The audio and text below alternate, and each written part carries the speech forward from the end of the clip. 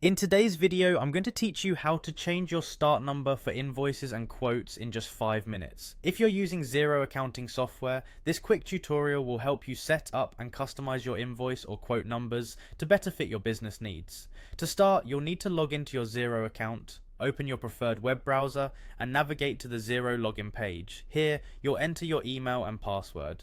It's important to keep your login details secure, so make sure you're using a strong password. Once you've entered your credentials, go ahead and click on the login button. After successfully logging in, you'll be directed to your Xero dashboard. This is the central hub where you can manage your financial data, track expenses, and handle invoices. Next, locate the drop-down menu at the top, where you'll see your company name displayed. Click on it to reveal a list of additional options. From this drop-down menu, select Settings. This will take you to the area where you can manage and configure various aspects of your account. Once you're in the settings section, find and click on Invoice Settings. This is where you can control how your invoices are formatted and include settings specific to numbering. Within the invoice settings, look for the default settings option. This is key to adjusting the numbering of your invoices or quotes. Click on it and you'll be presented with various adjustable fields.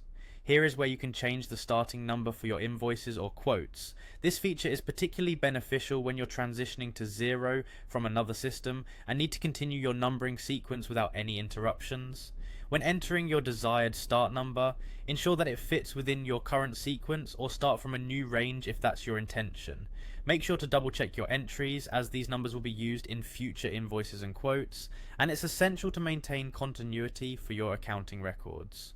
Once you've made the desired changes to your start numbers, be sure to save your work. Look for the Save button, usually at the bottom of the page, and click on it.